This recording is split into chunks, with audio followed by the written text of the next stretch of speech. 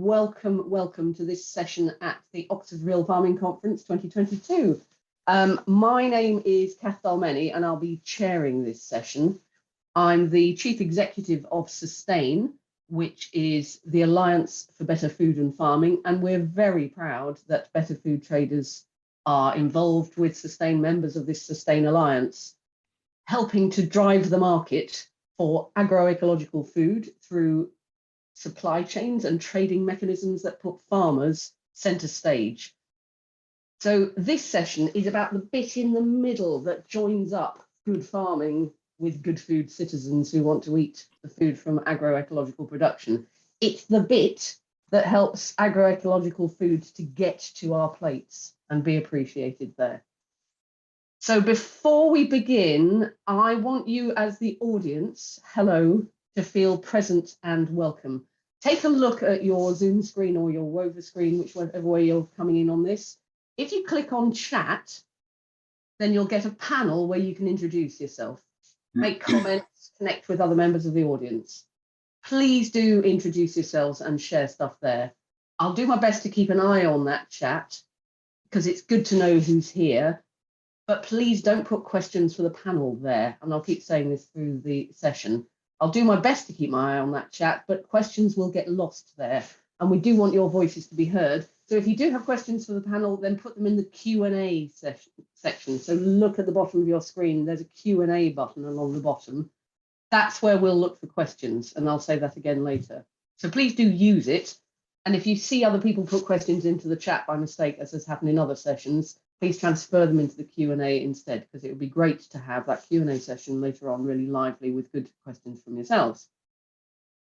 And it really is important that you as the audience feel valued and welcome. Well over 100 people have registered to attend, which is amazing. And this pays tribute to the important topic that we've come together today to discuss. And it's this.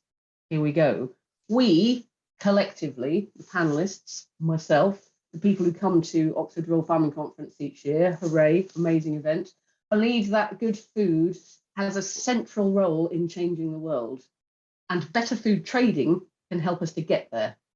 When done properly, better food trading can provide decent jobs and fair incomes that enable farmers and food producers to live their lives healthily and well at home and abroad. When done properly, better food trading is virtually waste-free. All food can be put to good use. Better food trading can help farmers and food producers to plan their crops and afford to retain farm workers and packers and all the people who need to make that work and pay them properly. Oh, as well as ensuring farmers can enjoy as well as provide for the things that normal people can reasonably expect: time off for big life events, holidays, a pension.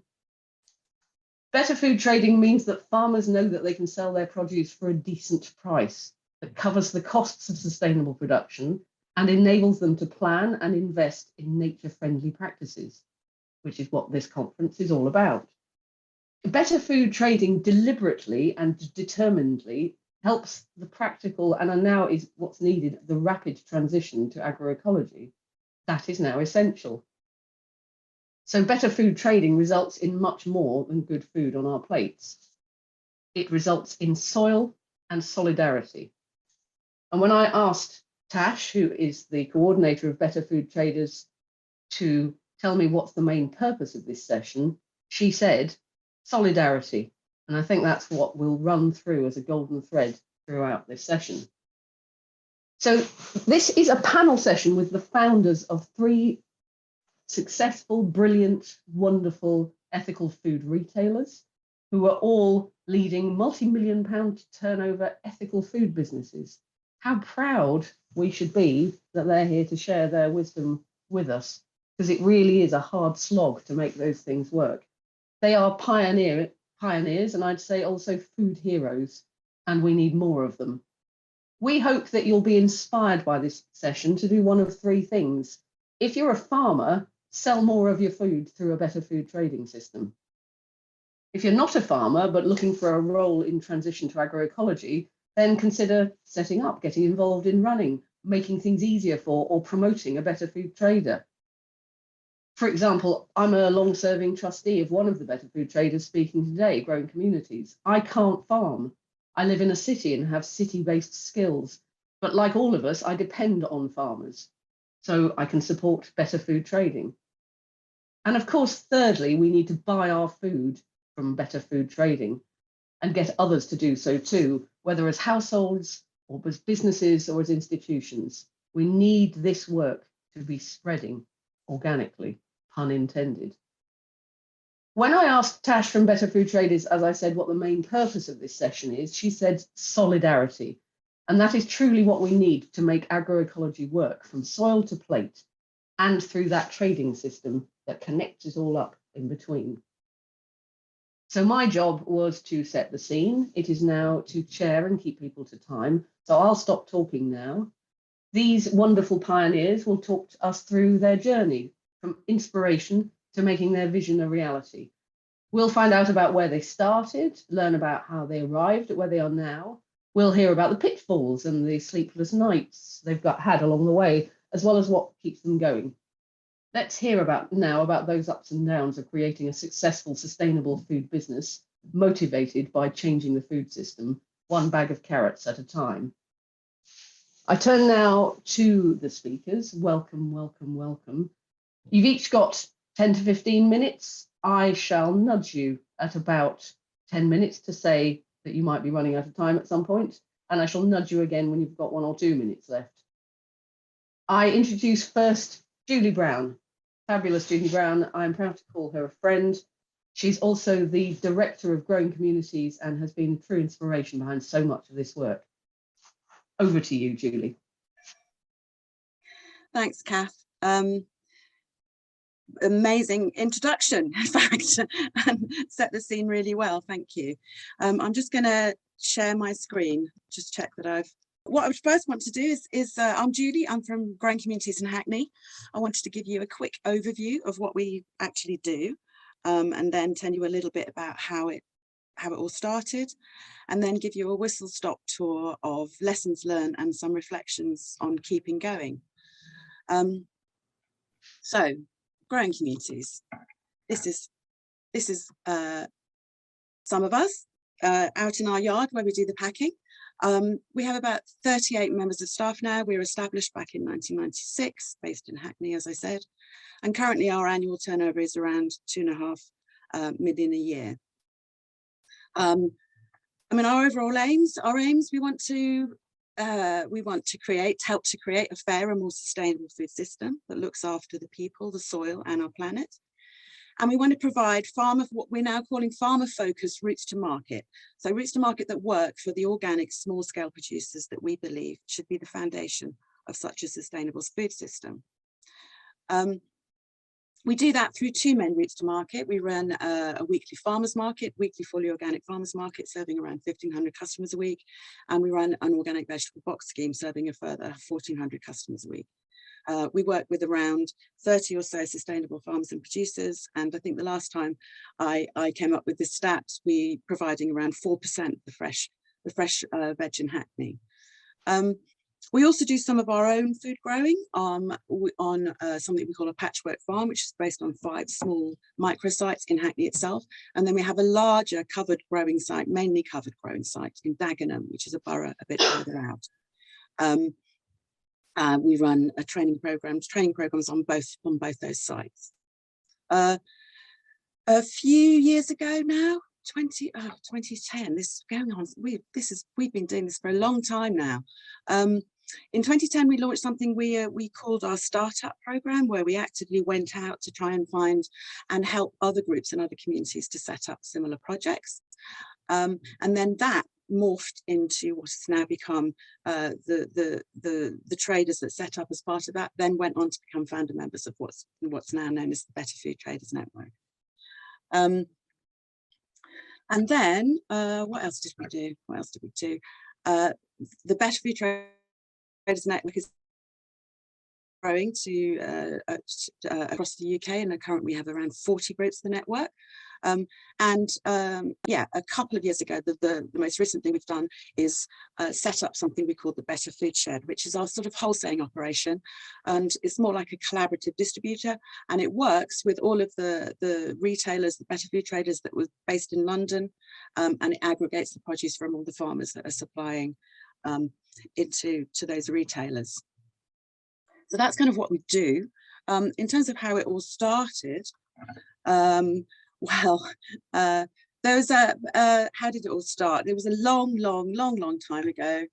3 friends and I basically set out to see if we could find a farm relatively close to London who would grow us some organic veg.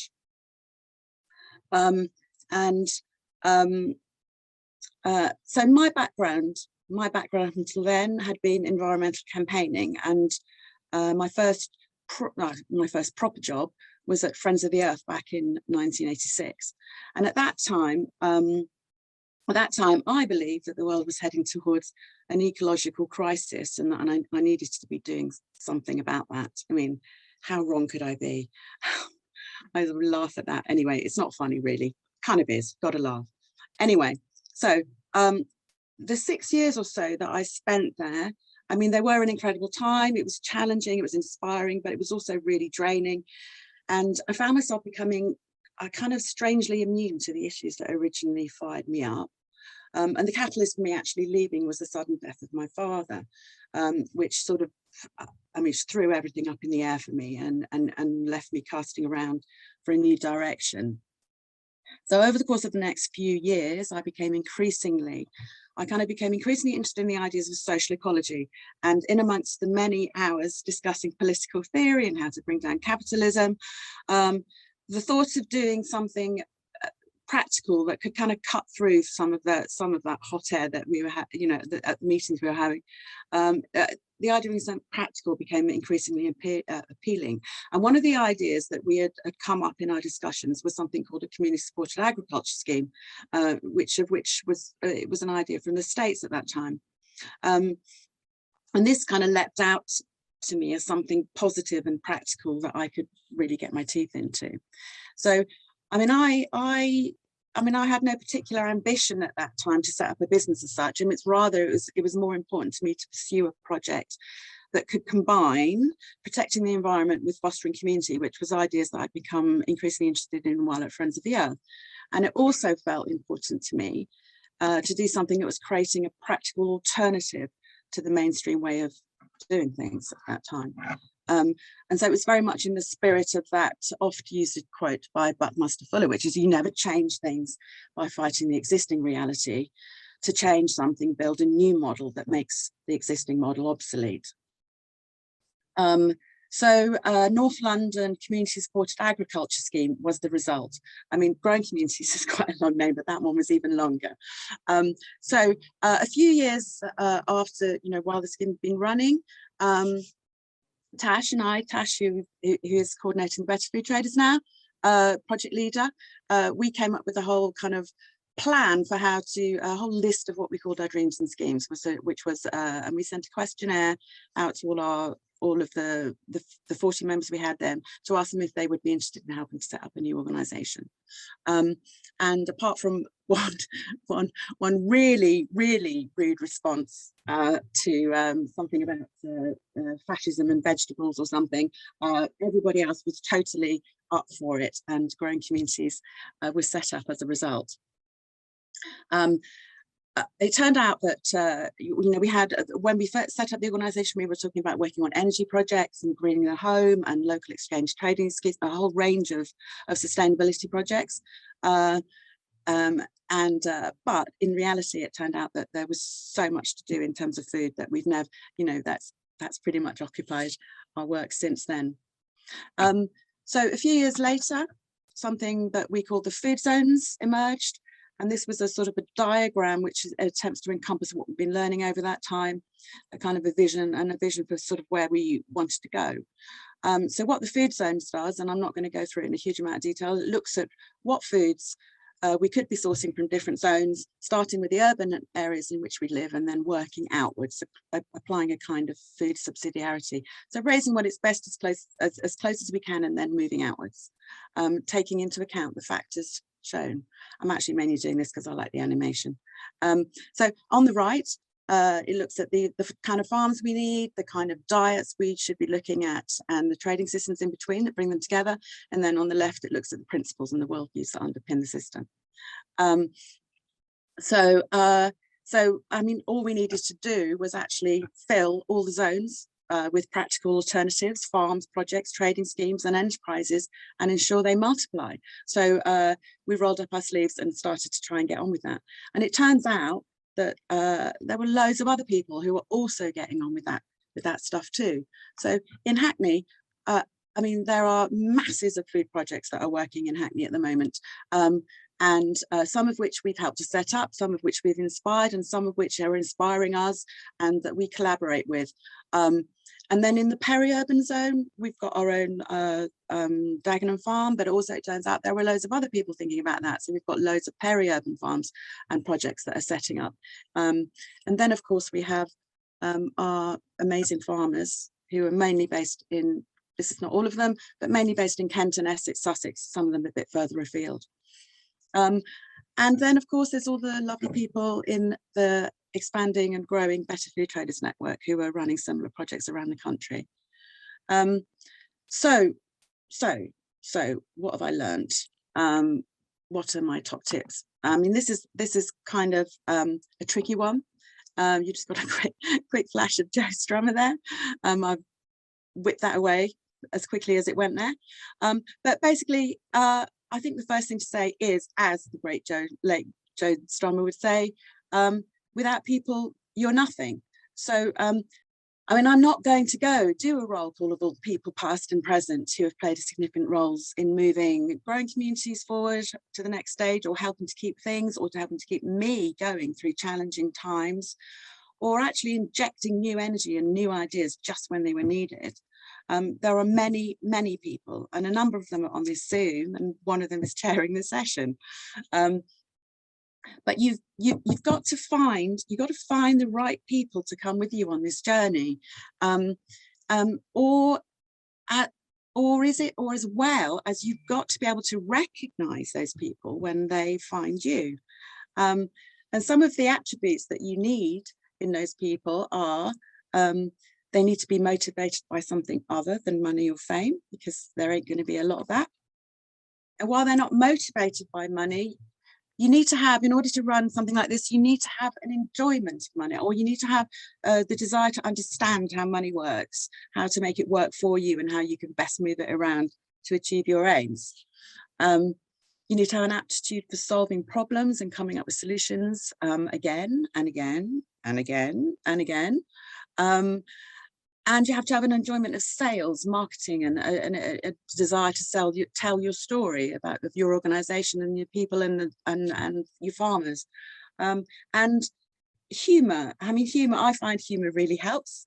So if you don't have these attributes, then you need to find people that do have them, which is why you need to get to know yourself.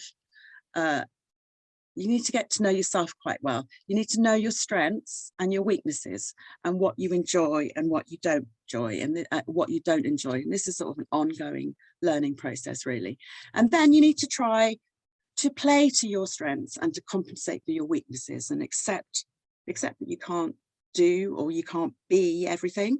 But make sure that you as a team can just about cover everything that you need. And in terms of that team, you need to, it's important to share the responsibilities and share the burden sometimes. It's important to expect and trust people to step up and take responsibility for things. And I mean, in my experience, if you expect and trust that they will, they pretty much always do. Particularly when that help is voluntary or pro bono. I mean, be grateful and appreciative, of course, but remember that you are also enabling others to contribute and fulfill something they want to do for their own reasons. I mean, I think after all, particularly in these times, any right-minded person any right-minded person is looking to find ways that they can contribute something positive to the climate and nature emergency. And so you're kind of enabling that to happen. So on the one hand, while without people you're nothing, I think it's also true to say that hell is other people. And I think that some of the things that have caused me the most sleepless nights have been HR, horrible word, and personnel issues. And it's that kind of thing that's caused me to lose sleep. So I'd advise you to make sure you understand as much as you can bear about contracts, employment law, and good HR practice. And this is another key area where, if it isn't one of your strengths, find someone who knows and likes this stuff. There are people out there that do exist. Because the way that if you can treat people well within the law, but then also be better prepared for those times when things don't go so well. Okay, so random list of things to round up with. External funding can be a great thing, but don't let it take your eye off the ball, your main focus. That can happen sometimes. Make sure you get out into the world, networking and information gathering in person or online, as most of it is at the moment. Keep new ideas, new people on your radar. Be prepared to put time into this, even though it's not always immediately obvious what the benefit is. You never know what's going to feed into what and how. So be opportunistic, but planned, if that's not too much of a contradiction. So if you've got a good idea of where you're going to, then it's easier to spot opportunities when they arise. Make sure you have people around you that are going to scrutinize new ideas and drill down into the detail, but avoid the type of character who will completely burst your bubble and come up with only all the reasons why you shouldn't do something. Trust your instincts about when something needs to stop or change. Don't keep going with something because it's always been done that way, or because it will be hard to change it, or because it will cause anxiety. But do learn to manage change as best you can. People are often resistant to change, at least initially. And again, make sure you have trusted people around you who can help you with that when necessary. Okay, so I'm nearly finishing now. So some final reflections on keeping going and nearly giving up. So have I nearly given up? Yes. I mean, have I really nearly? I don't know. I'm fairly stubborn. But yes, there have been times, and I still have a diagram. I had a diagram on my wall for many, many years, which I only lost when we moved office. After a coaching session that I had with the chair of our management committee at the time, and it was basically looking at it. The title was "Why I Love My Job," which I'd actually, Penny had sort of taken me through, and all the list of the reasons why it was important to me, and I had it up there. Things like, I live 5 minutes away from home. I work with people who were fantastic. This is something that I've basically, a great thing that I've helped to set up and do. A whole load of stuff like that, which I needed to remind myself of. A few years later, I think probably after I'd come through the startup program, which was a massive thing to do in terms of, anyway, yeah. So I actually ended up going to a therapist come coach at that time for a year or so, which was really helpful to help me unpick what was going on for me. So there have been a couple of times when, it's been very tricky. And now I think that longevity, just having been going for 25 years, it just makes me less anxious about failing. And perhaps because it feels that if it all ended now, I mean, actually, I was going to say the business, not the world, but either would do. If it all ended now, I think the growing community's contribution would have been significant and worthwhile doing. And we have a growing community. We have so many amazing people in place. So things would continue fine if I got hit by a bus, which also makes me less anxious. In fact, I think I was metaphorically, or hit is metaphorically the right word. Anyway, I was metaphorically hit by a bus last year, what with the pandemic and a kind of pretty devastating and ongoing personal crisis, family crisis going on with my mother. So, but everyone at work pulled together, they stepped up and they just got on with the work. And it is amazing to me, it's continually amazing to me how much commitment and kindness there is at growing communities. Anyway, I still feel pretty motivated to get on with it, and there's still loads to do, particularly as it feels like that at growing communities and in this wider space, we're operating in the right kind of space, as in creating practical alternatives to the current damaging food system. This kind of and creating new routes to market for the kind of farmers we need more of. It sort of suits my skills and it suits my temperament to be working in that space. But I also think it's where we can most realistically have the most impact in terms of creating a sustainable food system at the moment. I think we all need to feel purpose, connection, and hope to feel well in ourselves. And growing communities provides that to me in spades. So in many ways, it feels like a privilege to be doing this work. I mean, assuming I'm not actually hit by an actual bus, I feel I'll be able to hold my head up when my grandchildren, they are metaphorical as well, actually, at the moment I don't actually have any, when they ask me what I did during the climate and nature emergency. Thanks. Thank you for listening. Wow, Julie, I feel really rather moved by what you've just said. And it was laced with the kind of words that glue our movement together: purpose, connection, hope, solidarity, commitment, kindness. I'd say these are the values and attributes that I see in better food trading, and also in you and in Phil and in Reuben and in the people who make this stuff happen. I would also share a very brief anecdote, which is to illustrate the word generosity, which I think is also here in spades in better food trading, which is that when you were doing the startup program and sharing the business model of growing communities with more better food traders or people wanting to start that, there was a lovely moment where one of the people, I think from Local Greens, said, "You're sharing, you're giving this to us," which was the fundamental underlying business model that makes growing communities operate. And that I've saved that moment in my heart ever since, which is the fundamental generosity of saying more of us need to do this.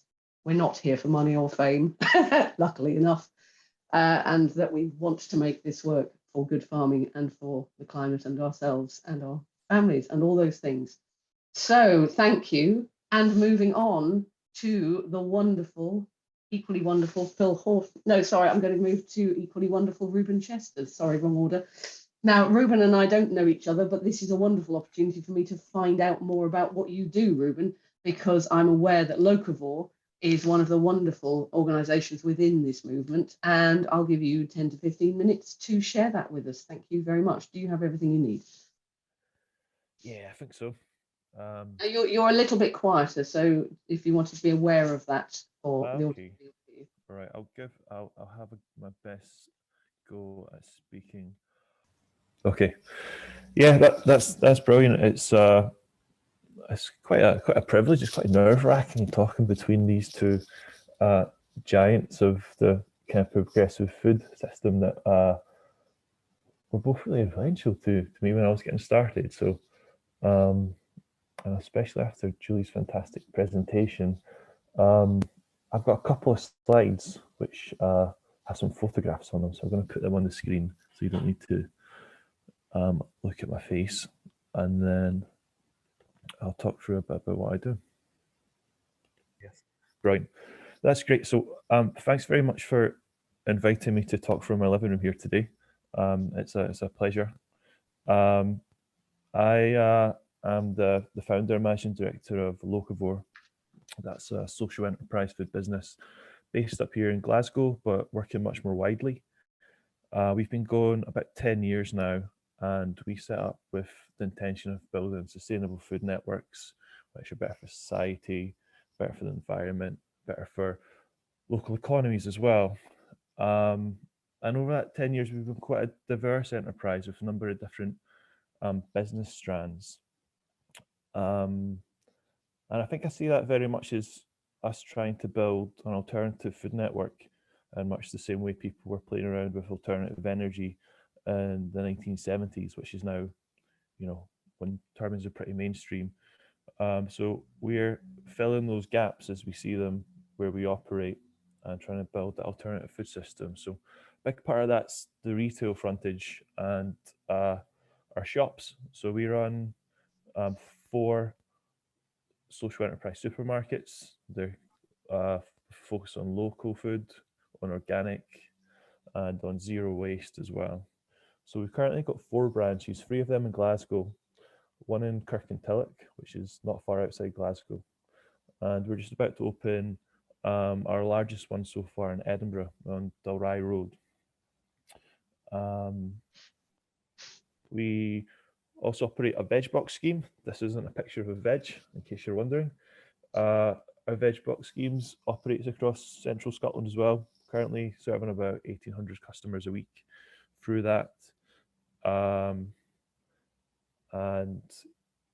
we get produce both from our local growers, but from our own production as well.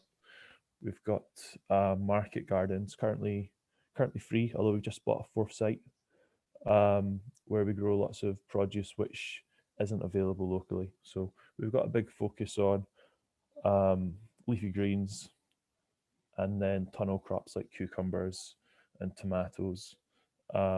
It's all very small scale. None of our sites are larger than 2 hectares, and it's all hand scale agriculture with 2-wheel tractors. And we have a kitchen as well. One of our shops has got a kitchen. So in there we produce food for the cafe, which we've got in one of our shops. We'll have that in Edinburgh shop as well. And it also produces items people can buy in the shops, so things like dips, cakes, hummus, all sorts of stuff, soups and all that kind of thing. And yeah, with our growing, there's some tomatoes. That was an old council nursery that we've just taken on.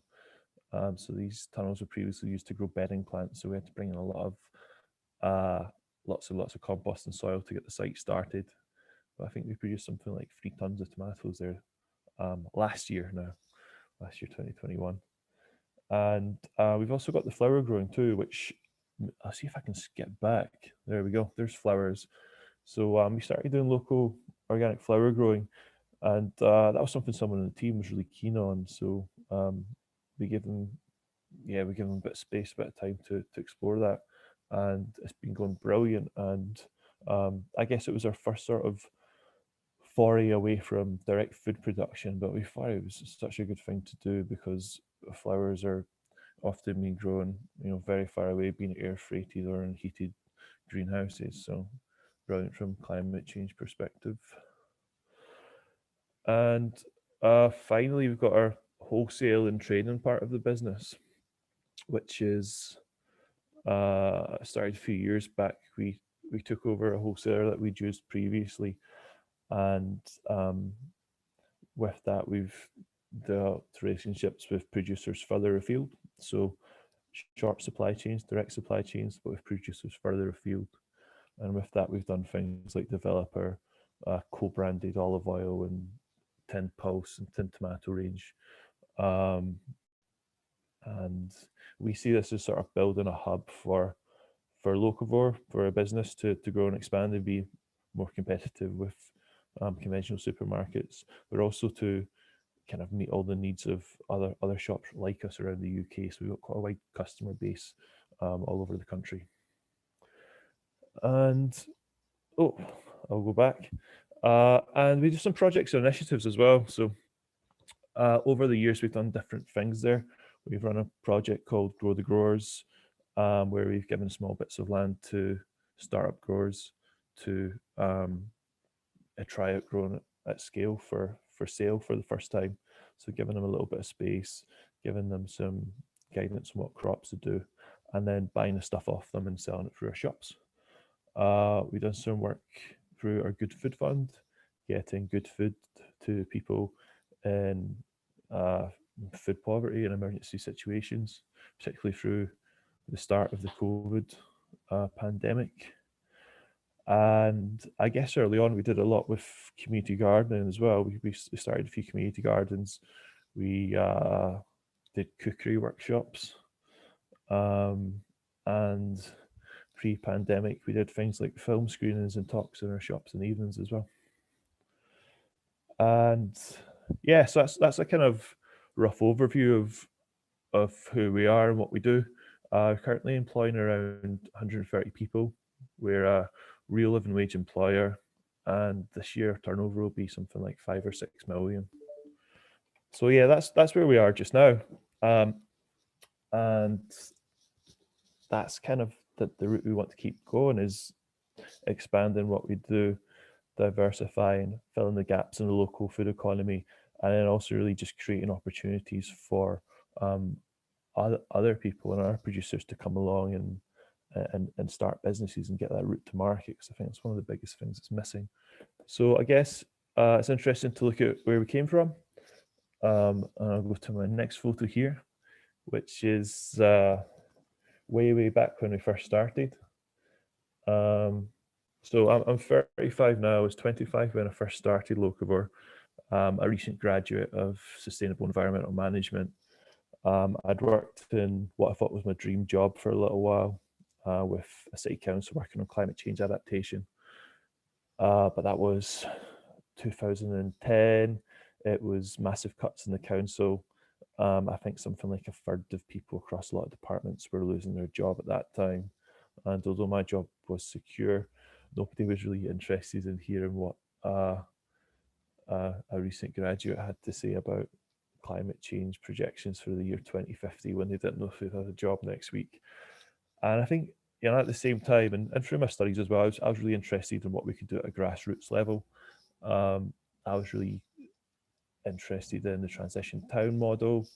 I remember seeing a great case study in there of growing communities, other projects like these, and thinking, I'd really like to go back to Glasgow, do something grassroots on the ground, and start making this change happen from that end. So I did that. I went back to Glasgow. First started a charity with some friends. We worked on community gardens. We did home energy improvement works, and that was brilliant. But at the same time, there was lots of projects around who were reliant on government funding and doing the engagement around community growing and cookery workshops. But there wasn't really anywhere to actually go and buy the stuff, and no one was really growing it either. So from there, the idea of using social enterprise and almost a kind of enterprising approach to start Locavore came about. So we did that, and on the screen here you can see our first little shop that we started with $5,000, and there we sold a very small variety of local produce, jars of chutney, bags of oats, carrots and turnips, everything you get in Scotland in early spring. And the concept was kind of tried out, and yeah, from there over the years we've expanded. We moved to a slightly larger shop after a year. We got the opportunity to take on land, and it's been just a gradual snowballing approach where the right opportunities have come along that we've taken up to diversify and meet needs. Yeah, so I mean, I guess that's where it started coming together. We a year or two in, we had our veg box scheme started. We just started growing produce. We had the shop, so we had this sort of little package of really micro businesses, and they weren't all working, but collectively they did. If one was doing less well, the other one would hold it up, and that in basic terms has been a lot of what it's about. It's been taking the right opportunities. I mean, taking a strategic view on a lot of it is there too.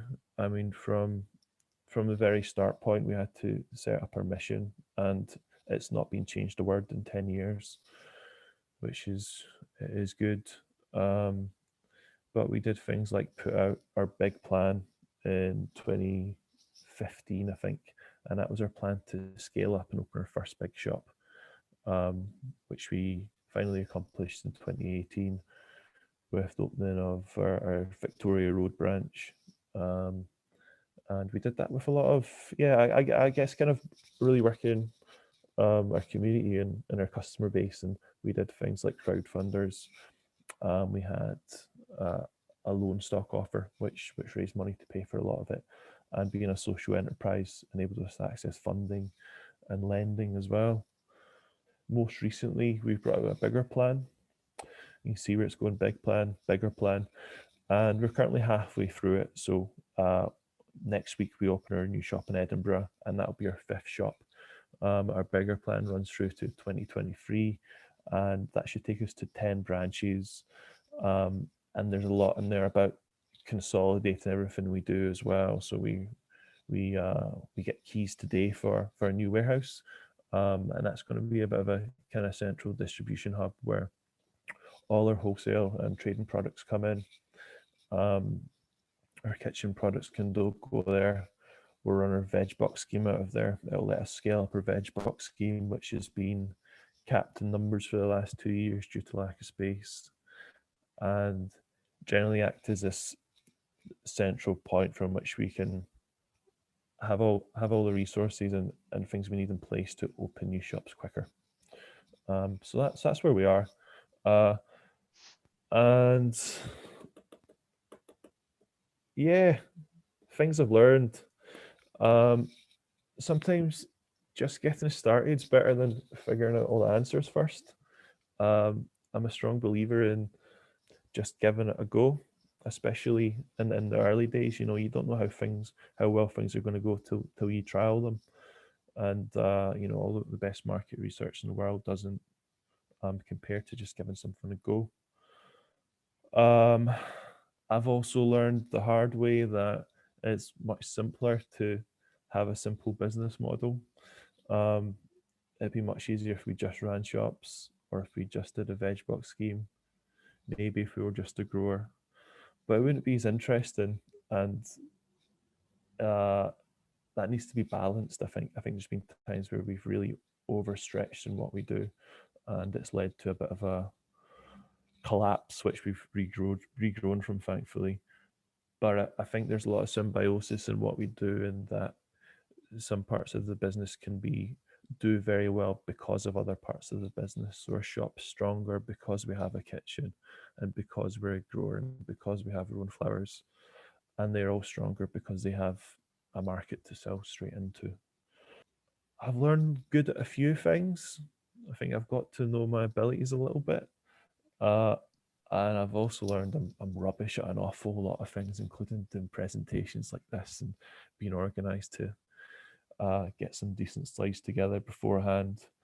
But with that, I've learned that other people are really skilled and have lots of talents, and getting a really good team balance is absolutely key and vital when growing an enterprise. So really planning that team development and people's personal developments as much, or if not more than, how many shops there's going to be or what the next kind of business venture is. I think that's it. I think kind of like, again, I'd say just most importantly, I think with people who might be looking to develop an idea, I think the most important thing is to do a bit of research, but you know, don't get lost in it, and then take your first step with the project. People will join you for the walk. It will get easier. Opportunities will start coming to you. So I think, you know, often starting is the most difficult thing. So give it a go. I think that's about me. Reuben is yeah. absolutely lovely. I don't know about the rest of the audience, but I'm totally addicted to seeing these photographs of where you started and hearing the story. And don't say you don't do good presentations, because it was a beautiful story and we all appreciated hearing it. And the fact that we're here with you when you've got the new keys to your warehouse, that's really exciting. You know, we're wholesale nerds as well, some of us on this call. So the idea that you're starting into that new venture, we wish you enormous luck with that. And once again, I think you've demonstrated, just like Julie, the care and attention and the humanity of it all. You know, just that connection with people, you know, whether it's through the dips, cakes and hummus and flowers and tomatoes. But, you know, the idea that you've got these shops on the high street bringing that message to people as well, that people can actually engage with, is really inspiring. How fantastic. Lovely to make a new friend as well. I shall be seeing you in Glasgow soon. In similar vein, can I now move to Phil Horton, who also does wonderful bringing it to the high street work through Better Food in Bristol. Really wonderful to have you here. I know you mainly as a customer, actually, because whenever I come to Bristol, I always make sure that I come to Better Food to shop so that my pound goes to the right sort of places. So please, Phil, you have your 10 to 15 minutes. And don't forget, audience, if you have questions for the panel, put them in the Q&A. I can see them stacking up there, which is fantastic. Thank you. Over to you, Phil. Thank you, Kath. Yeah, hi everybody. Lovely to be here. I have a little kind of back sadness that we're not many of us at the conference in person, and it's just getting used to that slightly odd thing of Zoom, which has been so incredibly useful, but is also so lacking in that sort of personal color and texture and all the rest that goes with meeting people. So yeah, I don't have any slides. I'm just going to talk to you for a little while and go all the way back to, I'm going to start with a bit of history, back to my kind of roots into organic, which, believe it or not, I'm 63 now, and I was 14 when I was kind of introduced a little bit more, not formally, but with a bit more gusto from my mum. She bought me a subscription to the Soil Association for my 14th birthday, and I was very kind of, what the heck? But something grabbed me, and I started reading and started to get interested. And when I was 16, I moved into a community in Scotland that my parents started, and I became a farmer. I mean, just like that, really. You know, we bought some pigs, we bought some dairy cows. I mean, literally just a few. We only had nine acres to start with, which expanded to 17. But I milked the cows and made cheese and butter, and got the local chapter plough the land for a crop or two, and grew a few field crops for both the house and for the livestock, and just learned about things and read some of the old farming ladder books and the Newman Turner books, and around everything that Lady Balfour and her people had done when they set up the Soil Association, and got very immersed, and it became my life. I should say at this time that from that early age, the backdrop to everything that I did was a fair amount of emotional and psychological instability. And that's been my greatest friend and my greatest enemy throughout my life, in a way, and has served me well and served me appallingly throughout my business journey. I'm going to roll on. So that was in the 70s. And rolling on to 81, I came to Bristol and got a job at Windmill Hill City Farm, which is a wonderful little enterprise that was started in the late 70s. I got the chance to teach people about food and farming and where it came from. When I arrived, it was a bit of a pet's corner, and I made it much more of a demonstration farm, and like, this is food, and this is what happens when you take an animal's life, and things like that. After about 4 years of that, nearly 5 years, I moved on and started my own business called Real Food Supplies. And I very quickly started delivering from home basics, fruit and vegetables, and some meats, and then added some dairy, and then added some whole foods, and grew it and grew it and grew it, and started my first one-stop organic shop. Everything had to be organic. I was only interested in food, and I was kind of quite zealous about the connecting the producer with the consumer. That was my big kind of thing at the time, back in 85. And I was going to organic conferences and running up and down the country, finding Staffordshire cheese and Devon lamb and milk from Somerset, and vegetables from Yeovil and Somerset, and all around, really. And I grew this and then started a shop next door to it and had a full organic butcher's there. And then a couple of years later, I started another shop across the other side of town. And that was when things were really getting a bit difficult for me, because no sooner did I opened it, I was quite naive, obviously. I was very young, but interest rates were very high. I couldn't turn it around after I overexpanded and borrowed too much. I really, to this day, feel a sadness about that. I went into liquidation and folded the business. I kind of had to lick my wounds from that quite a lot. And it took me a couple of years of being at home and being a house husband and bringing up our new little boy, Charlie. But I couldn't kind of get away from it. It was in my blood by now, and I really wanted to get back to it. And so I started again. I started something called Phil's Better Food Campaign. And I was determined to make it really, really be very careful about margins and about money, and really brought in this thing about justice. And what I mean by that was, somehow in the previous business, I'd always felt that I had to undercharge because I wanted more and more people to get it. And that was a failing of the business in a way. And I knew that I had to do the fair price. And to this day, one of the big founding principles of what we do is fair to all. It has to be fair for the farmer first and foremost, and the producers. It then has to be fair to everybody who works within the organization.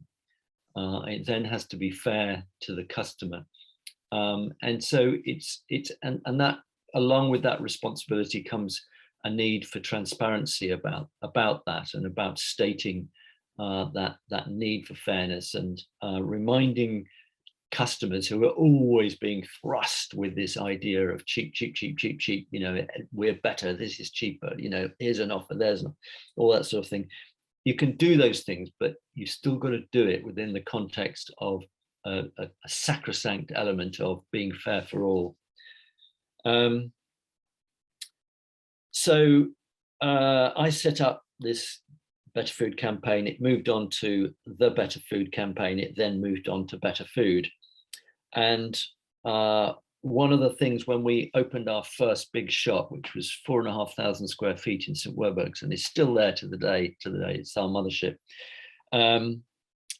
was that shop was in an area where we were constantly dealing with drugs and sexual exploitation going on and around in the car park and things. We were cleaning up every day, this sort of detritus. And it's been seen before we opened as a bit of a no-go area.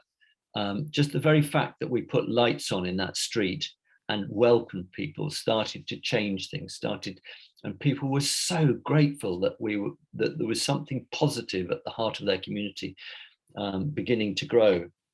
One of the things we did find, though, was that people were really struggling to come in their numbers to appreciate and invest in buying organic food.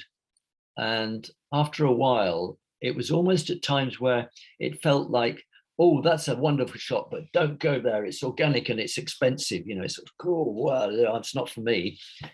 And so we didn't have enough customers. So we decided to open a cafe, which extended our square footage. And so I went about in a very hands-on way of building this little cafe, kitchen and cafe. And it was such an important move for us, because what happened was people came in for a cup of coffee, cup of tea and a bit of cake or lunch or whatever.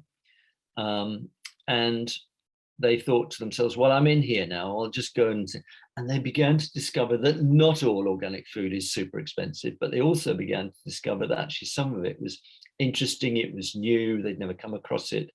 And so that was a bit of a catalyst for the success of that store, really. And remember, this is back in the late, well, I suppose when was it? It was late 90s, early just 2000 when we opened up in there. So that was 22 years ago. Moving on, we then started getting into wholesaling and box scheme. So we were doing home delivery, retail, box scheme included in the home delivery, but all groceries. We decided a bit later on to drop home delivery and just do boxes because it was too complicated and it was losing money too much, and so we concentrated a bit more on retail and wholesale, but we carried on with the box scheme.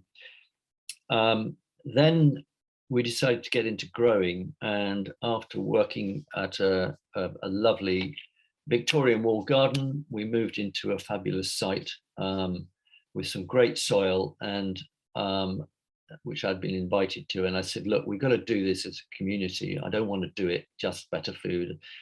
We're too diverse already. And so we set up with many other people, the community farm, which is a community enterprise. And that to this day still supplies better food. And after 11 years of going, it's a flourishing, wonderful operation that has served us and so many communities really, really well around the Chew Valley and Bristol and Bath. We went on around that sort of time to open our second shop, and then we opened our third shop, and now we've just opened our fourth back in November. And they are all working well together. We've got a central kitchen, which delivers to all of the stores various, soups and sausage rolls and veg pasties and soups, etc., etc., etc. But it is quite successful, that model of having a central kitchen distributing to lots of places, and it also enables you to use something which I'm passionate about, which is anything that's waste, anything that's slightly substandard, that is really good for soups, etc., but is not necessarily good for sale. We can roll it through our processing in the central kitchen.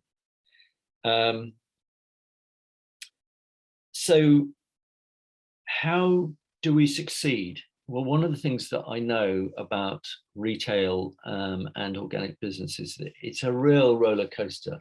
It never stops, and you never really know what's around the corner. Never more so, actually, than now, in my view. But I think some of the things that are absolutely key to making this kind of retail work is, first of all, as both other speakers have said, is around people. So I won't dwell on that, but it is so key, is finding the right people, but also where you're managing other people, being really good managers and being really clear and really fair and trying to bring out the best and growing people, I call it, in a way. Another thing that is sometimes underestimated is getting the location right. We've taken a while to get that, but we're now really clear we belong in neighborhoods. We don't belong in city centers where there's lots of transient activity. We belong where we can build community and become a really important part of that urban community. I mentioned this thing about hospitality and cafe, and I do think it's really important. It not only offers a road for some people into the organic world, but it also it offers an opportunity of hospitality and gratitude, and I think these things are really important.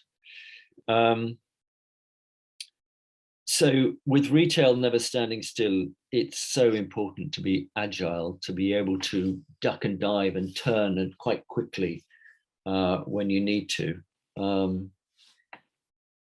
I would say that the COVID situation was so fascinating. Like so many traders, we kind of boomed away, and it was very good, but quite challenging. It stretched people quite a lot and stressed some people. And our main focus throughout that thing was taking care of everybody in that chain, being really, really careful to look after our staff, particularly those on the front line of serving the customers, but also doing everything we could to nurture our customers and make them feel safe and cared about, that we had their best interests at heart. So all of that, in a way, sort of leans into relationships and connections. So when we're looking at all our supply chains, those relationships are just so important. You know, we love so many of our producers and small processors. We have so many of them local. They're not all 100% organic. We do quite a number of items where we try and nurture small people who have a great product but aren't necessarily organic, and we'll try and kind of foster them towards organic and get them growing with us. And we've had some great successes where actually some of the staff in our places have grown to produce their own foods or their own products, and to this day supply us, which is lovely. It's about growing people, and they go out and find their own way. Bill, you've got just a couple of minutes left. Okay, so very, very quickly, the future. I'm just going to finish with top tips. So I've talked about being grateful, about being agile, and having courage and taking risks is just, you know, doing it, as Reuben said, I think is really important. And we need so many more. We need lots and lots and lots. And part of what Better Food are doing is Journey 100, which is a vision to have 100 stores. We're currently turning over around 8 million, and we want a lot more. And the care and we need to take in that journey is about how can we do this so that each store has as much autonomy and is able to build its own community. So taking its way forward, but is served, if you like, by a core that helps them with the brand and the products and the relationships and the access, the marketing and the access to customers, etc. So I think that's me. Yeah. Thank you so much for giving me this airtime and space. Cheers. I feel if we were all in a room together, which is what we're all pining for, we would all be clapping and whooping for all three of you in a really appreciative and loving way. You've all expressed the love of the good food, and you've all expressed how you look after people, the food, the producers. And this feels to me like really at the heart of better food trading is how those values get enacted, and that results in decent pay, agroecological farming, soil being looked after, the customers getting good food in a really connected way. And I can see lovely Nikki East, a friend of mine in the audience, clapping with one of those horrible little emojis, but it's very nice clapping. So I am going to move to a question and answer session. We've got until 10:30 together, so we've got a good 25 minutes or so for questions and answers. I feel like it would be nice if it was a bit of a conversation. Do everybody who's on the panel want to come back on screen with your videos and your mutes off? Thank you, Reuben, and thank you, Julie. And Tash, if you want to jump in at any point with some of the questions. What I've done is I've grouped the questions that have come in so far. I don't think we'll be able to get through all of the ones we've got now, but thank you very much. They're really good ones. I've grouped them under some big headings while you were chatting, Phil. I was listening, I promise. One is about sort of good growth. So not just about how to expand, but how we can get more of this happening. And really very practical questions about, you know, how would this actually happen? What sort of support would you need? How would you prove your case? Should we be talking to councils? And if so, what should we be saying to them? What sort of the best models that we should be replicating? What's needed to create that good growth?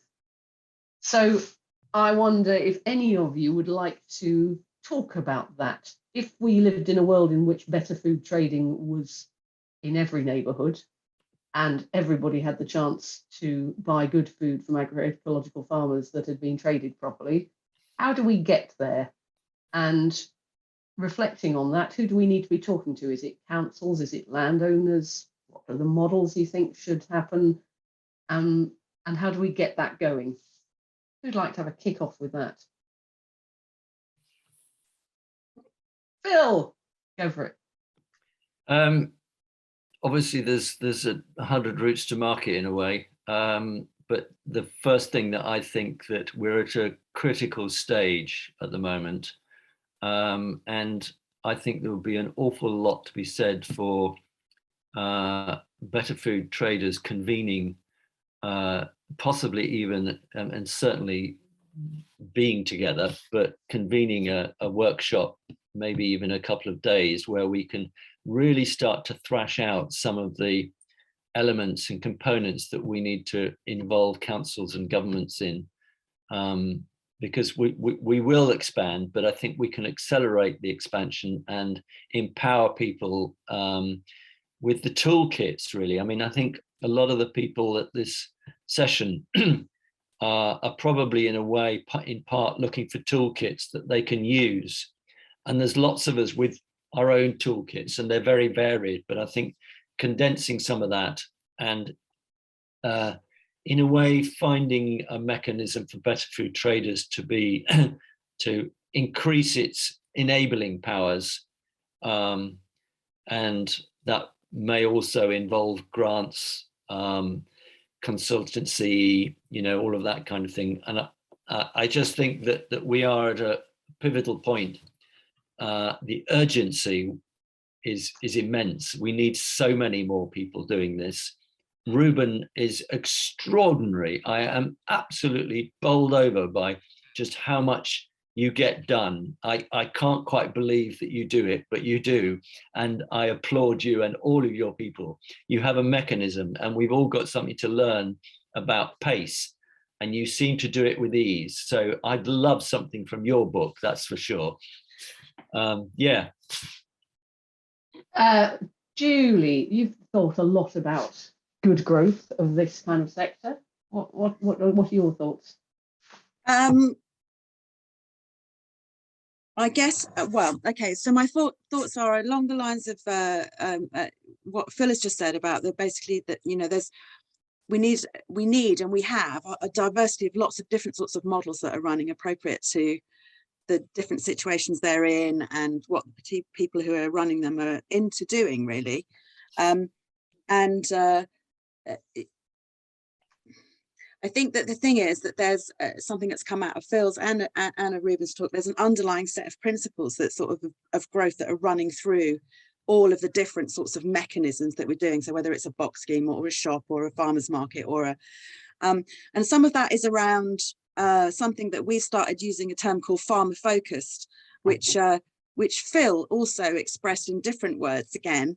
So it's about what you said, Phil, and I'm going to kind of quote back to you, is something you said: we start with what's fair to the farmer first. So that's very much what we do in terms of our principles, is we focus on the kind of farmers we want to support and making sure that we pay them the right price for the produce. That's the bottom line for us. It's actually it's kind of a different business model. We work out, we pay them first, we work out what works for them, and then we work back from that. It's we're using a markup rather than a margin model.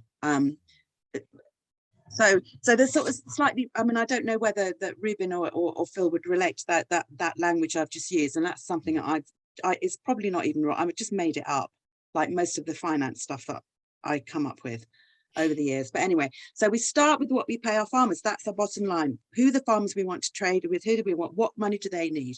Then we work out how we can cover our costs. And that's, so the bit in the middle. So how do we run this organization? How do we reduce costs? How do we pay people fairly? So for instance, at Growing Communities, we have a 2-to-1 pay structure. We pay the London living wage as a minimum, and we don't pay any more than twice that. So that's, and then there's all the other mechanisms that are running in there that are reducing costs, as in, reducing transport costs and the localization elements, which actually feed into reducing costs. Then we're working out how to pass that on at a fair price to the customer. So that's the mechanism. And and there are real issues around what's a fair price to the customer. It's like, how do we engage, how do we involve a wide range of the community according to you know, how much income and all of those things. And those are real challenges for us moving forward.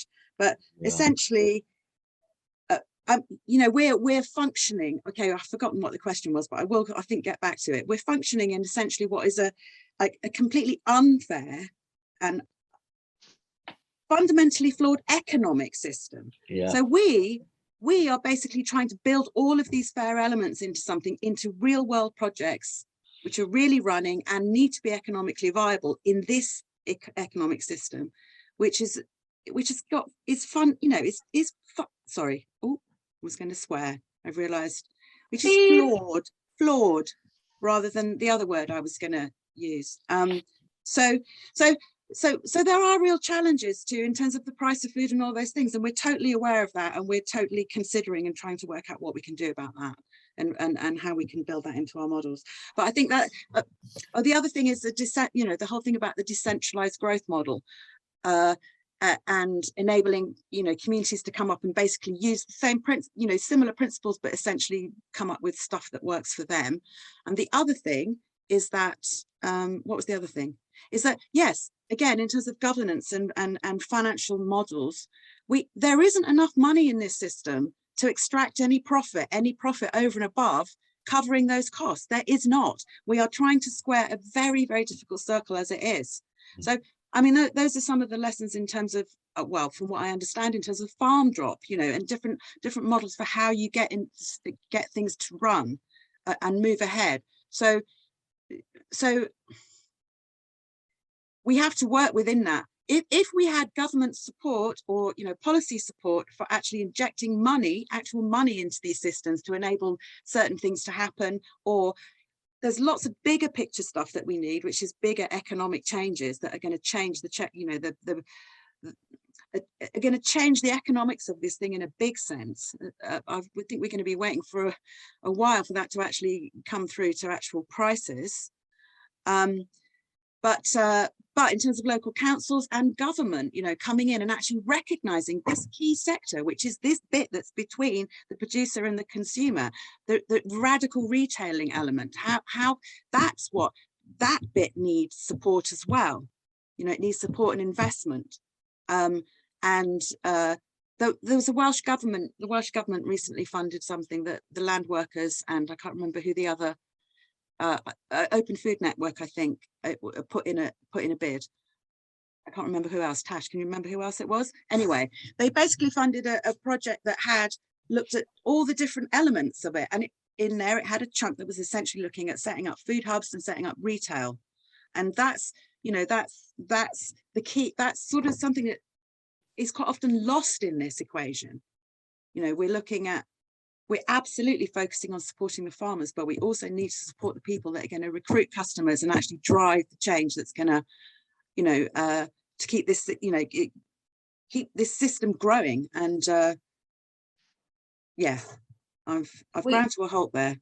No, you haven't at all. This is the stuff that we're trying to unpack, aren't we, together as a movement, of trying to understand what it would take. We've had a couple of nice comments from people in the Q&A. One saying, from Adrian Lovett, hi Adrian, very nice to see you, sort of, is the idea of almost having a polytunnel for better food traders, you know, a hothouse. What would it take to enable more people to learn from everybody's journeys? I was about to say mistakes. You haven't made mistakes. You've made amazing food enterprises.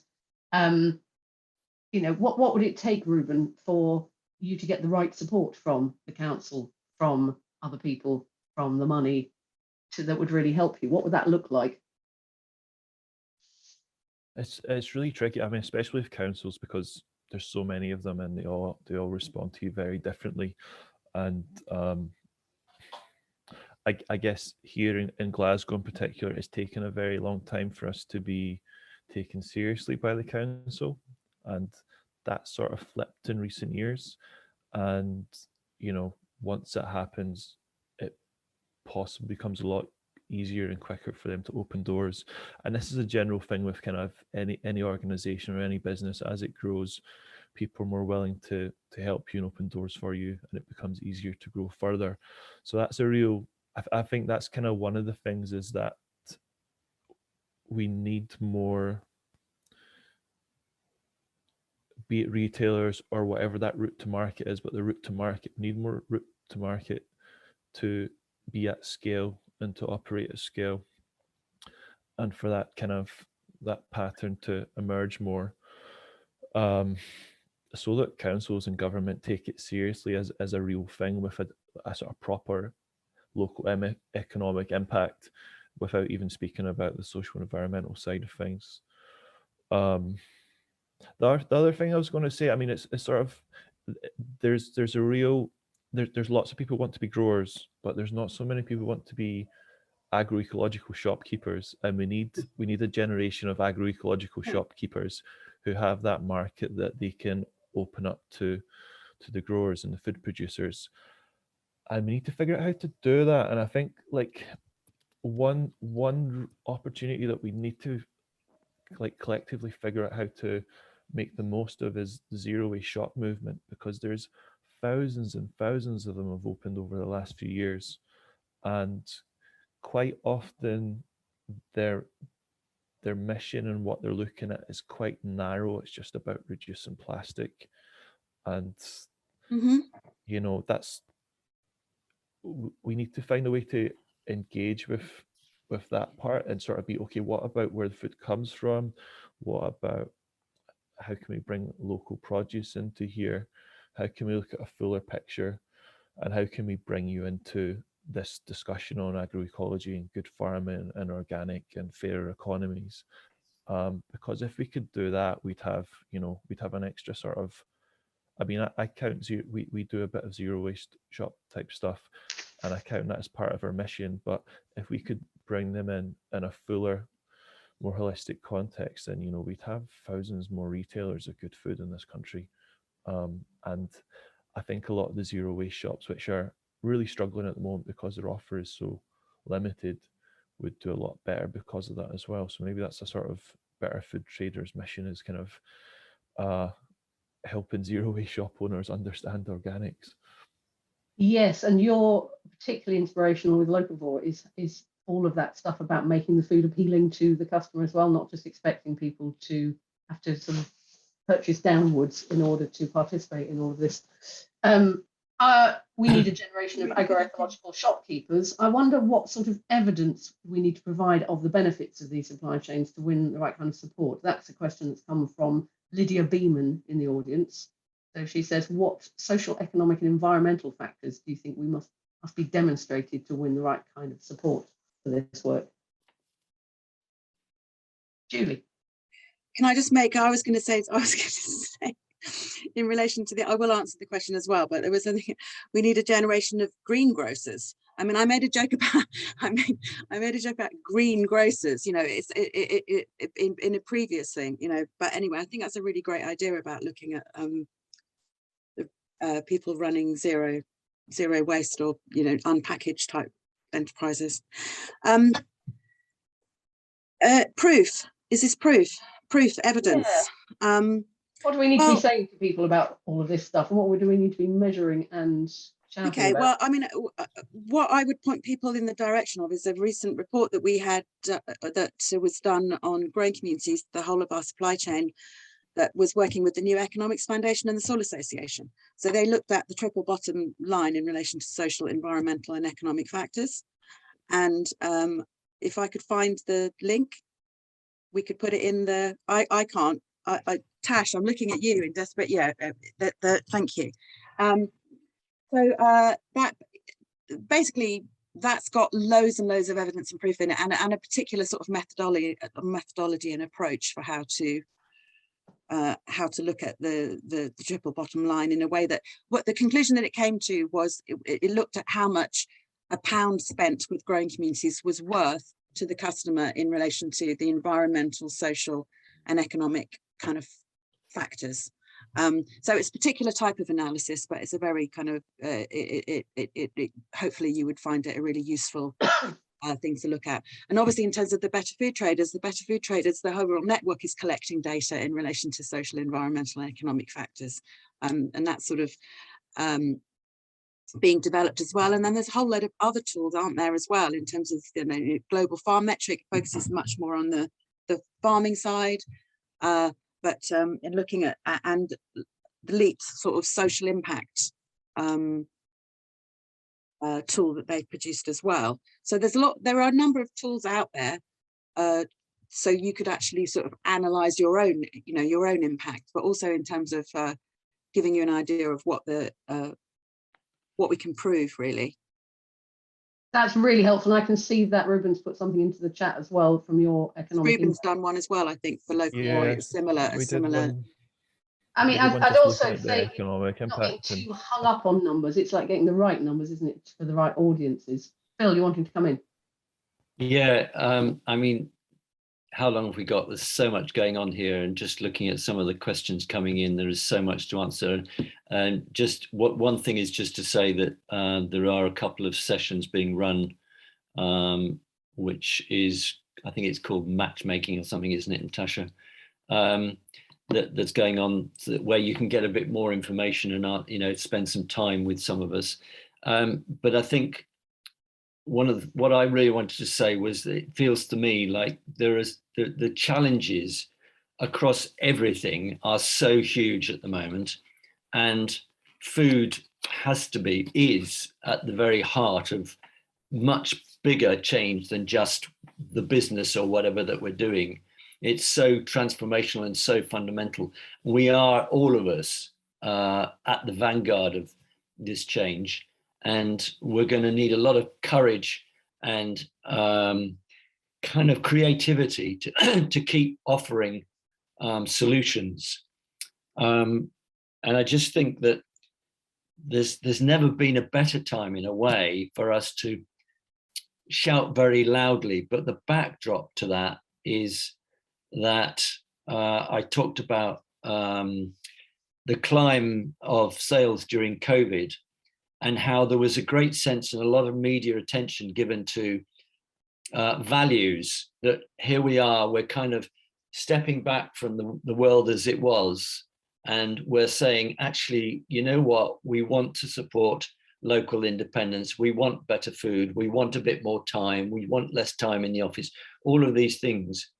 But now there's a whole load of economic crashing coming in, and I've never seen such an anxiety around in the marketplace about what's going to happen next. And we're all feeling it. And I think we're in a situation where a lot of the discounters in the marketplace are going to be working really hard to bring everything down to the lowest common denominator of fairness, if you like, and justice. And so we need to come together as much as we possibly can, and spread the word in a way that's really accessible to a lot of people. It's a very interesting time, and it is our time. But I think we should unite as much as possible in how we push out from here. Absolutely inspiring as ever, Phil. I'm noticing in the Q&As that people are sharing quite a lot of great stuff. For example, Land Workers Alliance looking at lots of data stuff coming in from University of Gloucestershire. Ben Reynolds from Sustain talks about Sustain's report with the RSPB about figures about local retail. We're trying to rally sort of supporters for this kind of work who might like to get involved and send farmers and potential green grocers in the right directions. Nikki East, once again, hello Nikki, has also sent a link to the Better Food Traders website. But what I'd really like to draw attention to is what Phil mentioned, is this session, the matchmaking session. And Tash, I wonder if you wouldn't mind saying a little bit about what that's for, because I can feel that people are wanting to know more and potentially get involved with stuff. So could you just introduce that session that's happening at 11, I believe? Yeah, so Better Food Traders are running 2 sessions at 11 till 12:30, one today and one tomorrow on Friday. And that's an opportunity to get close up and personal with the 3 speakers that we have here. Actually, Reuben, I don't think you're making it on Friday, but you'll be here today. And also we've got, I think it's 9 other Better Food Traders from around the country, representatives from them who are experts in their own businesses and who can talk to you about their journey and also help you with any questions you want to ask them, hopefully, or at least just have a really nice chat, because they're all great people. So I really, really encourage anyone with questions to come to those sessions, one or other of those sessions. That's yet again a wonderful expression of the generosity within this movement as well, that people want to share this stuff, and it isn't necessarily about mega expansion and taking over the world. It's about this spreading and that people can support each other with it. I'm going to come to a final question, which is about, just trying to find out who asked it because I liked it, which was, if you could give somebody some inspiration to go away from this session with, what one thing would you say to them about what should happen and how they could get involved? Whoever would like to take that first, please do. I just come back to what Reuben was saying about, just do it.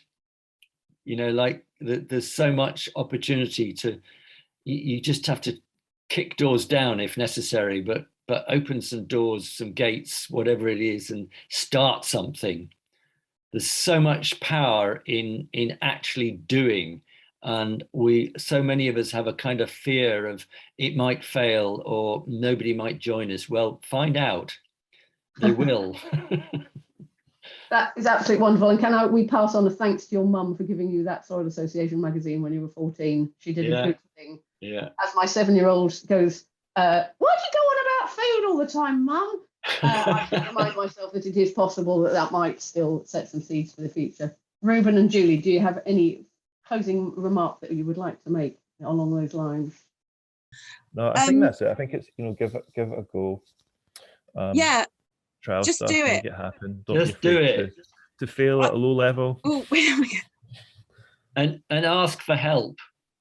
We're all here, and we're generally, we love to make sure that other people are getting what they want. So I speak for myself really, but always here to help others wherever I can. So that is such a beautiful thing to say, and it's with the spirit that. Can I also just say, if you want, I'm not. I can't stand anybody. No. Food for thought. What is this, Phil, that you're waving at us? It's my book. You can get in touch with me if you want it. Great. Food for thought. That was a very good plug in real life. I am going to close up now because we're coming to 10:30, which is the end of the session. Tash, is there anything more that you need to have said on a practical or Better Food Traders level before we close?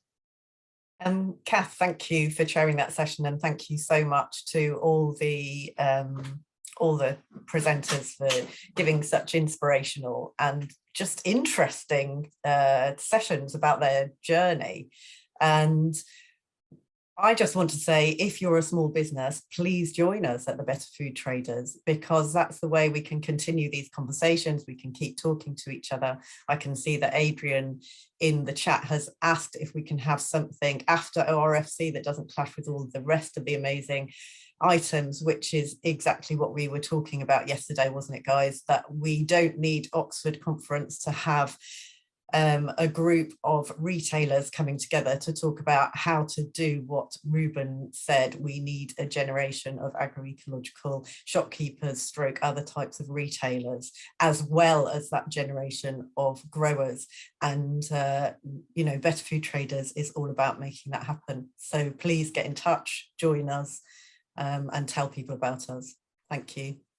Absolutely, and Sustain is up for helping with that, absolutely, because what you do is amazing. I'm going to close now, and thank you all for coming, including the wonderful audience and the buzz with your buzzing chat and fantastic questions.